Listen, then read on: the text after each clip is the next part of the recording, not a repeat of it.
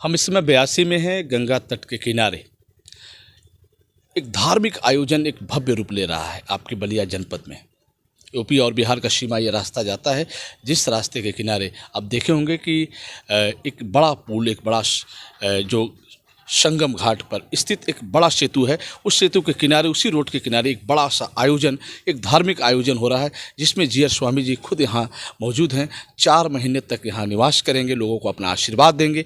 इतने बड़े धार्मिक आयोजन को हजारों लोगों ने मिलकर एक बेहतर बनाने का प्रयास किया। आइए हम बात करते हैं आपसे कि इस आयोजन में क्या होना है। जी, यहाँ पे पूज्य श्री विश्वक्सेनाचार्य श्री त्रिंडीव स्वामी जी महाराज का चतुर्मास सन 1992 में हो चुका है। नगवा गांव पे यहाँ से 1 से 1.5 किलोमीटर और दक्षिण की तरफ गंगा जी के किनारे पे आप उनके परम शिष्य, उनके कृपा पात्र, उनके उत्तराधिकारी जो भी कह सकते हैं, तपोमूर्ति श्री लक्ष्मीपंत जीयर स्वामी जी हैं। इनका चतुर्मास जो है यहाँ पे 2022 में पहले से ही संभावित था। पूज्य गुरुदेव का जो चतुर्मास व्रत है वो 2052 तक तय है कि कहाँ पे होना है, कहाँ पे सुनिश्चित है, ठीक है ना। तो उसी क्रम में जो है बलिया जनपद को ये अवसर प्राप्त हुआ है। उसी क्रम में जो है हम लोग के यहाँ पे जनेश्वर मिश्रा सेतु अप्रोच मार्ग, ये बलिया जिला मुख्यालय से मात्र 6.5 किलोमीटर की दूरी पे है, ठीक है। और ये जो सामने आप पंडाल देख रहे हैं, ये कथा पंडाल है। आप ये पूज्य गुरुदेव के व्यासपीठ के सामने आप खड़े हैं। यहाँ पे सुबह में गुरु जी की आरती होती है, सुबह 7 बजे से 7:30 बजे तक। उसमें हजारों श्रद्धालु आते हैं, दर्शन, मुख्य उद्देश्य दर्शन है, दर्शन करते हैं, चले जाते हैं। फिर आपके शाम के 6 बजे से 7 बजे तक गुरु जी की कथा होती है, भागवत कथा। वो 1 घंटा तक गुरु जी करते हैं। गुरु जी मुख्यतः 12 बजे से 2 बजे तक अपनी कुटिया से बाहर निकलते हैं। बाकी के 22 घंटा वो मौन रहते हैं। उस मौन साधना में ही उनका प्रवचन का भी कार्यक्रम है। प्रवचन करने के लिए प्रवचन करेंगे, फिर मौन हो जाते हैं, ऐसा है। अच्छा कमलेश जी, जैसे बता रहे इस आयोजन में सफल बनाने में इतना बड़ा जगह लिया गया है, क्या है इसका क्षेत्रफल? देखिए, आपको ये बड़ा लग रहा है, ठीक है ना, लेकिन आयोजन समिति के हिसाब से ये जगह कम है, क्योंकि इसके पूर्व में जहाँ भी यज्ञ हुए थे, लगभग जो कोरोना काल को छोड़ दिया जाए तो ये जितना आप जगह देख रहे हैं, तो 18/18 के 1008 यज्ञशाला चंदवा में ही बना था। 1008 कहने के लिए बना था, ऐसे वो टोटल 1040 बना था, ठीक है। 1040 यज्ञशाला बना था, उसमें 18/18 का 1040 बना था। और जो है एक यज्ञशाला जो था वो 90/90 का था, ठीक है, जहाँ तक मेरी जानकारी में। तो वो पूरे यज्ञशाला की एक परिक्रमा करने पे 4 किलोमीटर पूर्ण होते थे। और यहाँ पे तो हम लोग दोनों रोड के इस पार ये 700x700 की परिधि है और उधर 700x700 की परिधि है। तो ऐसे कहेंगे तो 1.5 किलोमीटर का हुआ। तो उससे जितना यज्ञशाला था उससे तो कम ये दोनों है, जी जी, ठीक है। जगह कम पड़ी। जगह कम पड़ी है। अच्छा, दूसरी चीज़ ये है कि ये जो आयोजन में कितने लोग लगे हैं?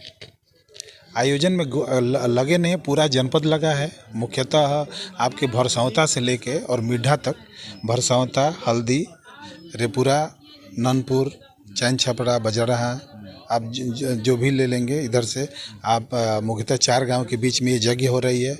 जनाड़ी, नगवा, अखार, ब्यासी, ठीक है। ये 4 गांव जो है प्रमुख मन से सहयोग करता है, क्योंकि इन लोगों को फुट डिस्टेंस पे चल के आना है। बाकी यहाँ से लेके आप बलिया तक, उधर अगरसंडा, निधरिया, निराला नगर, ये सब की गाँव की भी प्रमुख भूमिका है। वो लोग भी स्वामी जी के शिष्य हैं।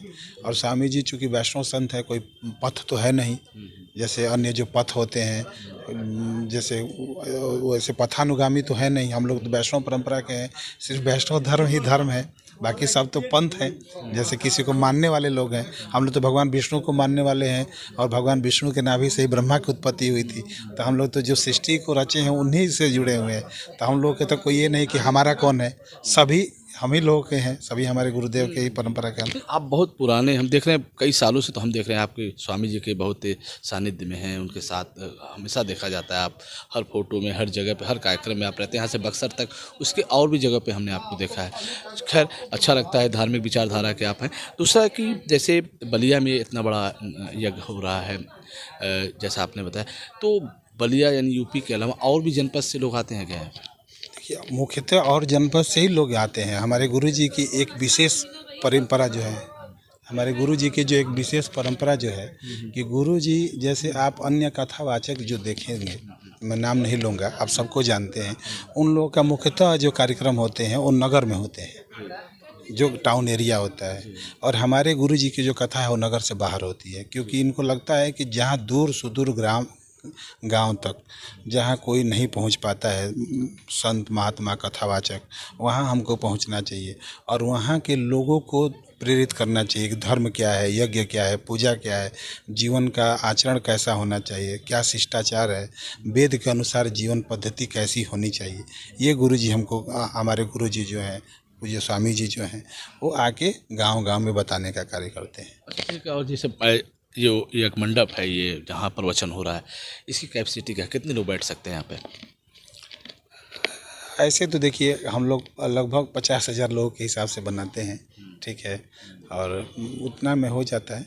हाँ, 50,000 लोग, हाँ, इस तरह से। स्वामी जी की देख रहा हूँ, कोई अब स्वामी जी के यहाँ मंदिर हैं, लोग मिल रहे हैं, आशीर्वाद ले रहे हैं, चरण स्पर्श कर रहे हैं, प्रसाद मिल रहा है, तो ये कंटिन्यू इसी तरह चलेगा? जी, कंटिन्यू 4 वर्ष चलेगा। हाँ, 4 महीना, सॉरी 4 महीना ये लगातार चलेगा और लोग आएंगे 12 से 2 स्वामी जी का दर्शन करेंगे, शाम को 6 से 7 जो है वो कथा सुनेंगे और उसके बाद अपने गंतव्य को प्रस्थान करेंगे। अगर रहना होगा तो रहने की भी व्यवस्था है। जो दूर से आते हैं वो गुरुदेव के आदेशानुसार यहाँ रुकते भी हैं, उनकी सेवा की जाती है।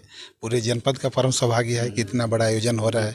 हाँ, इतनी बड़ी आयोजन में हम बहुत ज़्यादा खर्च है, क्या शासन प्रशासन भी सहयोग कर रहा है? देखिए, शासन प्रशासन सहयोग नहीं करता है। शासन प्रशासन आपको सुरक्षा देता है और अपनी जिम्मेदारी निभाता है। सहयोग तो आप करते हैं, हम करते हैं। सहयोग तो जो लाखों गृहस्थ करते हैं, जो अपने खेती नौकरी में से वो अंश निकाल कर हर महीने, हर हफ्ते, हर उसमें से लाभांश निकाल कर जो पूजा के लिए इकट्ठा करते हैं, वो सहयोग करते हैं। शासन प्रशासन तो हमारी सुरक्षा करता है, ठीक है, और अपनी जिम्मेदारी निभाता है। किस तरह का लोग सहयोग कर रहे हैं आपके इस बड़े आयोजन में? भंडारे से जुड़ा है, प्रसाद है, खर्च है, तो किस तरह से लोग सहयोग करते हैं? शिष्य क्या जिम्मेदारी दी जाती है, आपने स्वेच्छा से लोग आते हैं? देखिए, जिम्मेदारी नहीं दी जाती, एक कमेटी होती है, ठीक है ना, उस कमेटी के अनुसार लोग कार्य करते हैं, लेकिन सारा निर्देश जो होता है पूज्य गुरुदेव का ही होता है, ठीक है ना। आप जैसे आप आए हैं तो पूज्य गुरुदेव की जानकारी में है ना कि आप आए हैं, आप आए पूज्य गुरुदेव जी के यहाँ हैं, आप जाएंगे तो पूज्य गुरुदेव जी कहे कि आप प्रसाद लेके जाइएगा। हमारे देश में कोई भूमिका है नहीं, तो ऐसे ही जो भी लाखों लोग आएंगे तो भी पूज्य गुरुदेव जी का दर्शन करेंगे और उनके टच में हो जाएंगे, ऐसा है। चलिए जी, बहुत बहुत धन्यवाद। कमलेश जी ने बताया कि इस आयोजन को सफल बनाने में एक कमेटी काम कर रही है। सबके सहयोग से इतना बड़ा आयोजन बेहतर हो रहा है और जैसा स्वामी जी सबको अपना आशीर्वाद दे रहे हैं, प्रसाद दे रहे हैं और इस आयोजन को फिर 4 महीने लगेंगे। 4 महीने में जो समय सुनिश्चित है यहाँ के 5:30 पर शाम को और 6:30 में 1 घंटे तक गुरु जी का जी 1 घंटे तक उनका प्रवचन चलता है। लोग उनको सुनते हैं। पूरा ये पंडाल आप जो देख रहे हैं ये पूरा श्रोताओं से, भक्तों से भरा रहता है। जैसा कमलेश जी ने बताया कि ये 4 महीने तक इस आयोजन को सफल, यहाँ के जो उन्होंने जो गांव के नाम लिए, लोगों के जो बताया उन्होंने, उनके प्रयास से, उनके सहयोग से इस आयोजन को सफल बनाया जा रहा है। ये धार्मिक आयोजन है। चूँकि बलिया एक भृगु क्षेत्र है, एक धार्मिक जिला माना जाता है। चूँकि यहाँ पे हर साल कुछ न कुछ बड़े धार्मिक आयोजन होते हैं, लेकिन जो अब तक जो धार्मिक आयोजन हो उससे कुछ अलग है। ये आयोजन हमें लगता है कि इतने लंबे चौड़े क्षेत्रफल में, जैसा कमलेश जी ने बताया कि बाबा के हिसाब से जगह छोटी है, क्योंकि एक मंडप जब बनता है तो उसमें ज़्यादा लोग परिक्रमा करते हैं, उसको लेकर ज़्यादा जगह चाहिए। फिर भी इस जगह में वो पूरी तरीके से इस आयोजन को बेहतर बनाने का प्रयास कर रहे हैं। हम फिर आपसे जुड़ेंगे, तब तक के लिए इतना ही। नमस्कार।